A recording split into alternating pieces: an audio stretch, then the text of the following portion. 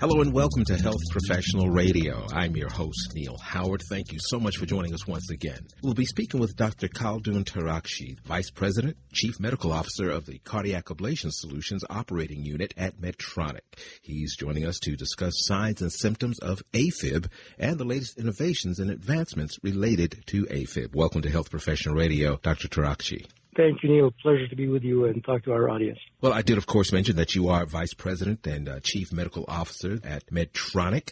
When it comes to AFib, what is atrial fibrillation, AFib, and how many people are currently affected by AF across the globe? A great question, Neil. I think that we were having more and more awareness about atrial fibrillation. It's truly it's the most common arrhythmia around the globe. And what it is, essentially, we all enjoy living with normal rhythm, that we don't appreciate how important that is, but our normal rhythm follows our activities. The rate goes up and down to keep our heart pumping at a regular rate.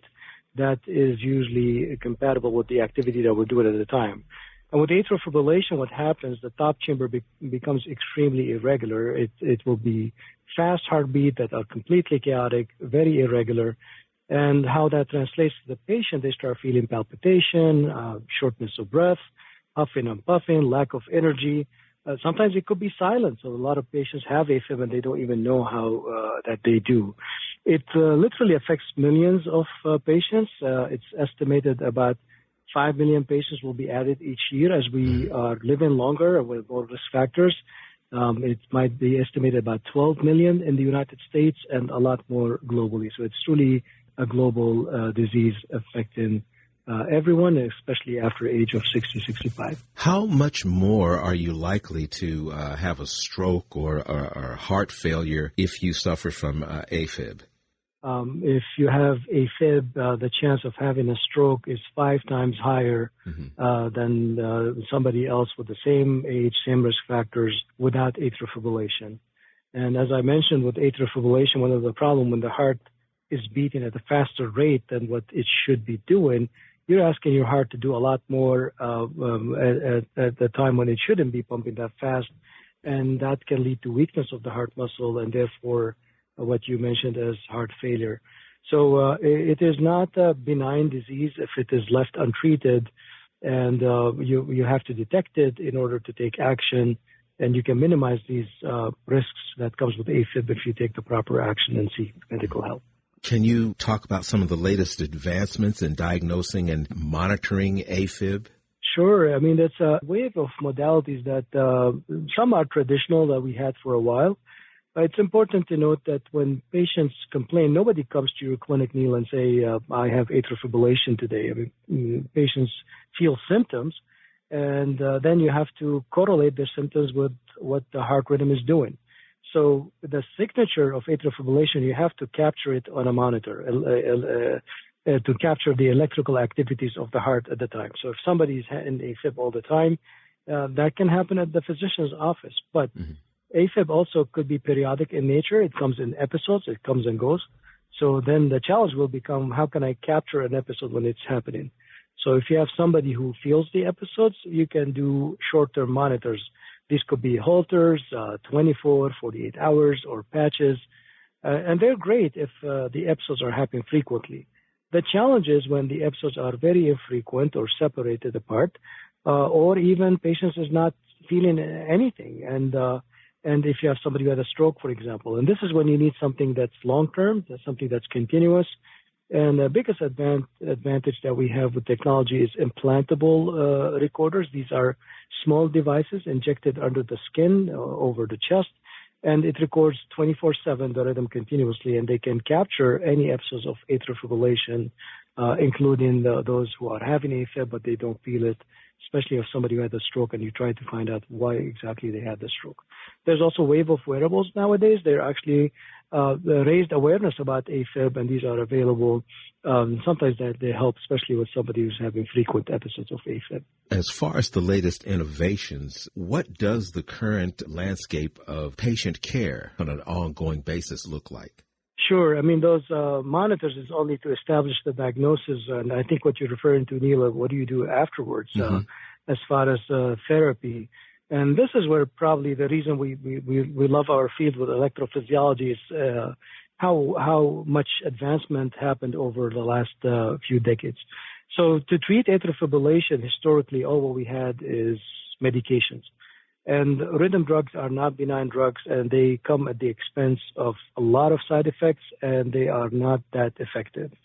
So over time, ablation has really changed our mindset about what you can do for atrial fibrillation. And catheter ablation is a procedure that you perform percutaneously. That means it's from the groin. It's not open heart surgery. You pass catheters.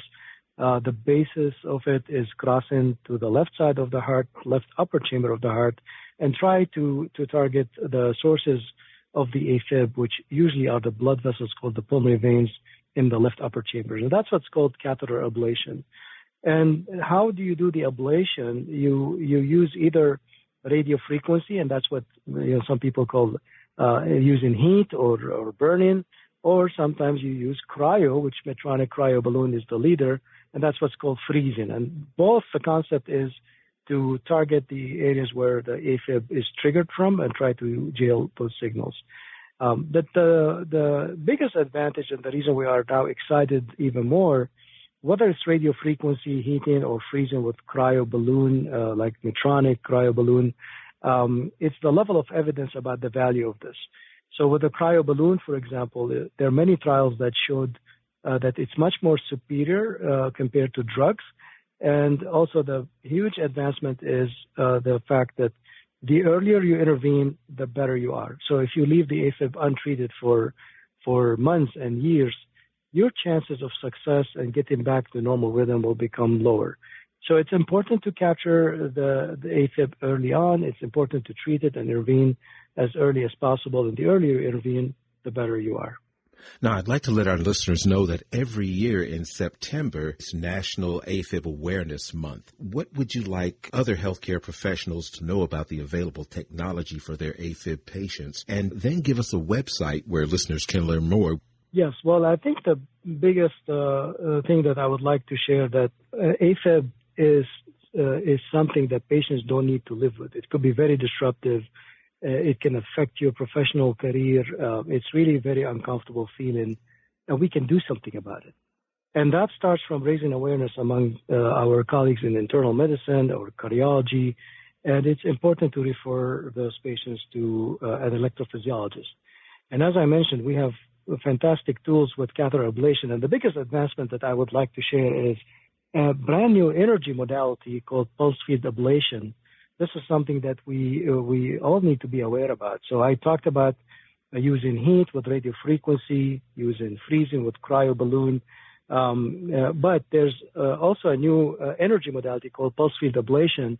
And the reason we're excited about it, Neil, is you can perform the ablation, but without causing any thermal injury to the tissue. Mm-hmm. It's a completely different mechanism. It's called electroporation.